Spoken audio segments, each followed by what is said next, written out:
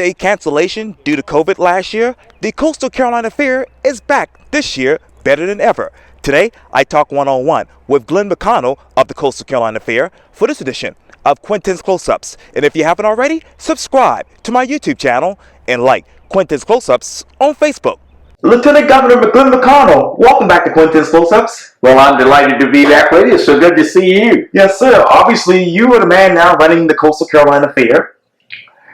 Well, I'm the one heading it up, but there's a lot of them in here that are actually running it.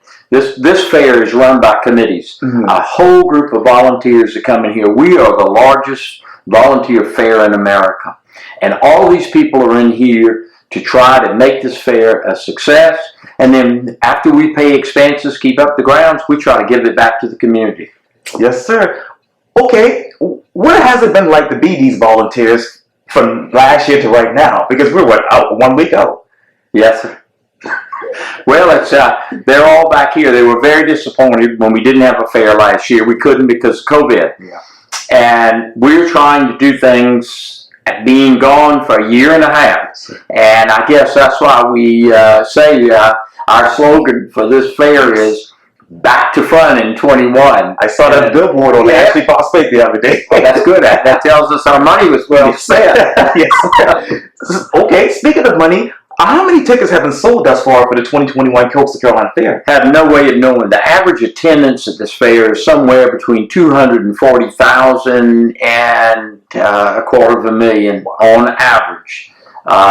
So it's hard to say at this point. Yes, sir. This fair could be a record fair, or it could be an average fair because we don't know what the COVID pandemic is going to do in terms of attendance. Some fairs have gone way up, but the per capita spending, even with a reduced attendance, has gone way up at fairs we've seen across the country. And we try to monitor those because, as I indicated to you, this is a charity. Right.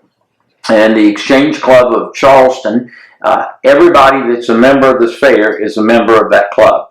And that's our connection. Sure. And together, what we do is, our motto in the club is unity for service.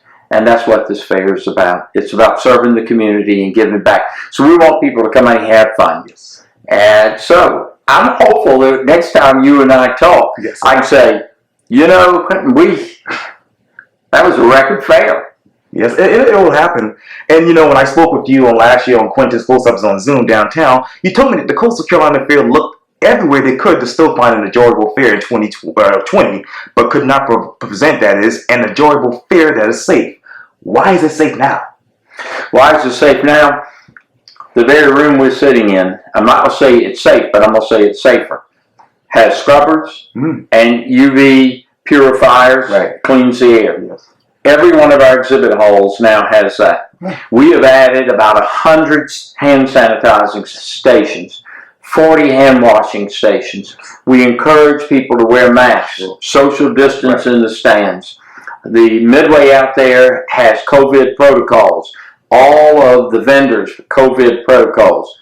2 years ago, we didn't sanitize like we're sanitizing now.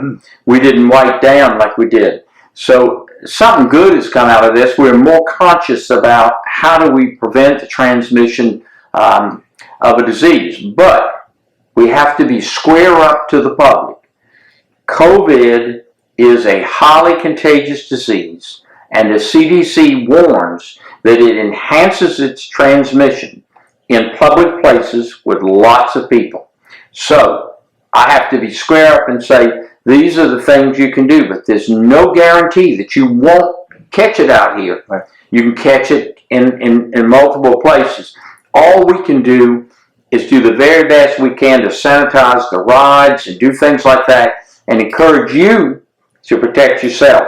But we also ask vulnerable people to assess whether or not they should come out here, because if they're vulnerable, they should give a second thought about coming to this fair, because there's no guarantee that it can be 100% safe. That we have learned over the year.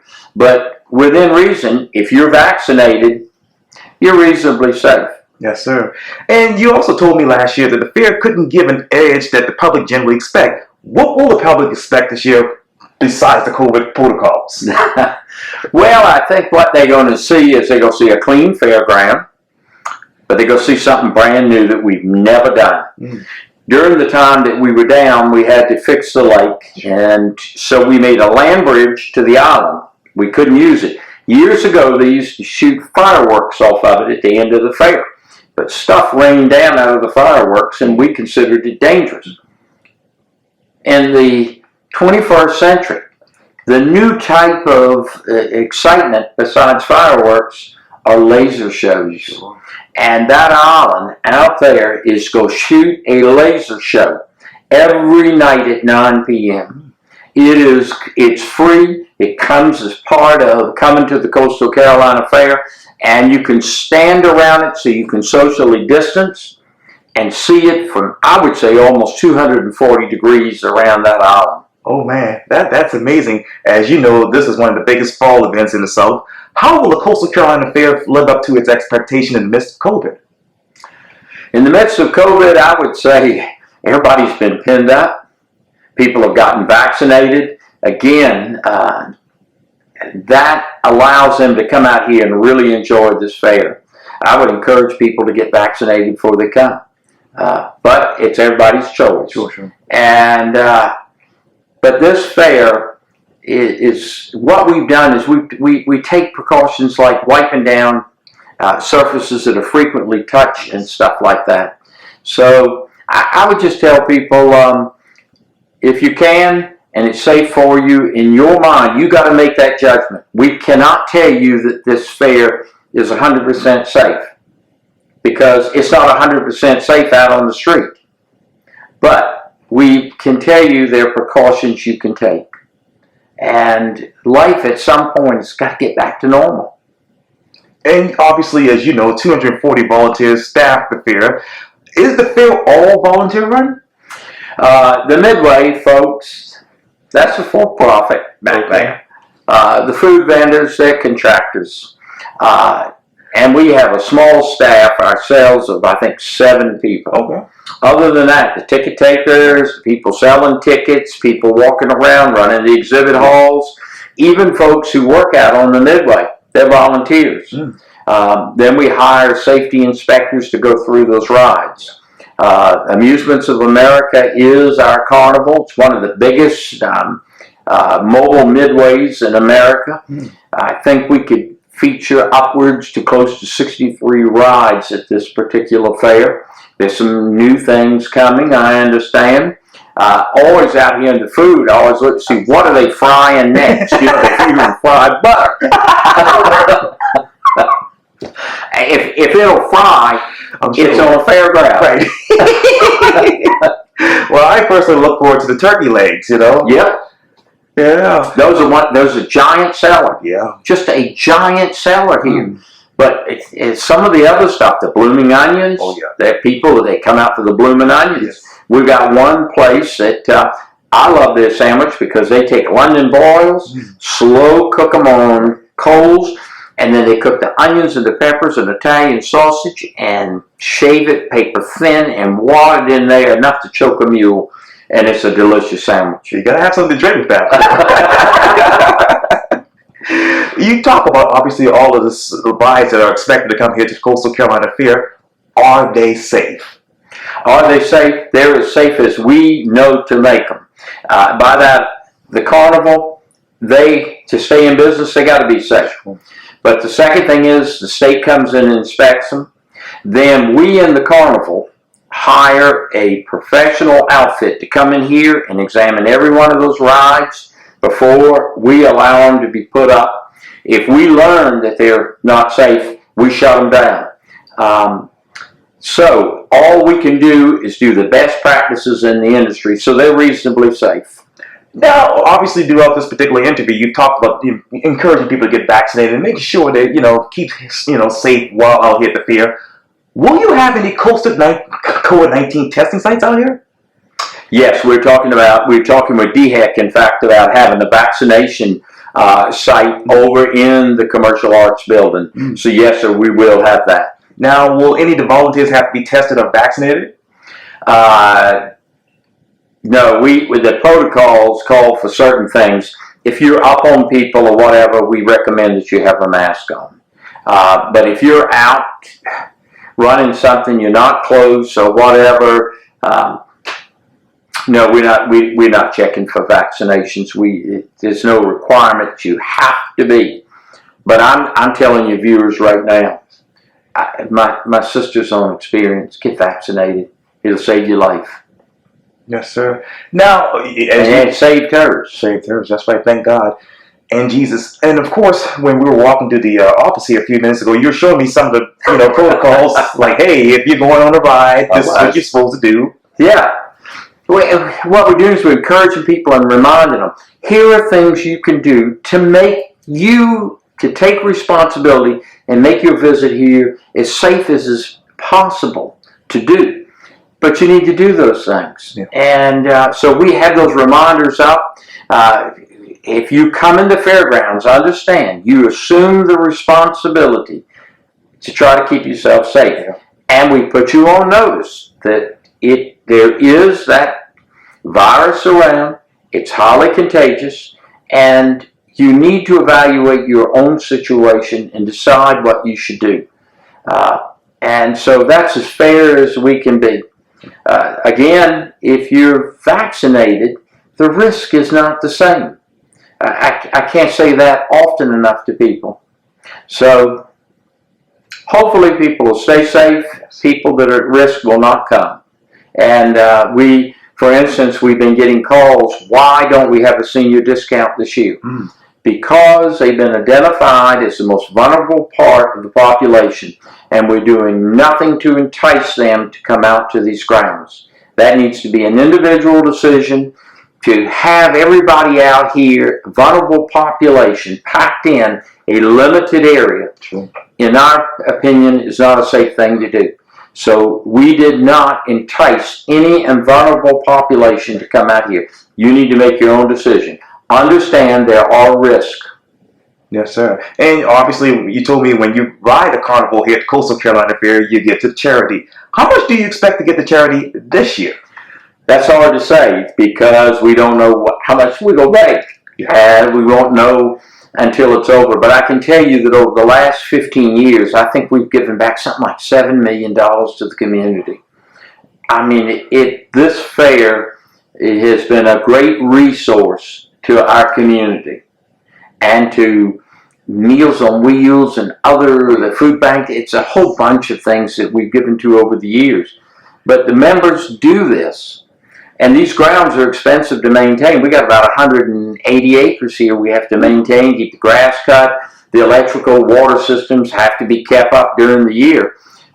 So we have those expenses. So it's hard to tell you. I'll be able to tell you maybe in December or January. I'll know after we pay all our bills. And speaking of which, how were you able to pay the bills last year without a fair? Well, that's a good question because once we knew we weren't going to have a fair, those expenses are not going away, Quintin. And so what we did is we did more marketing of the grounds in all season.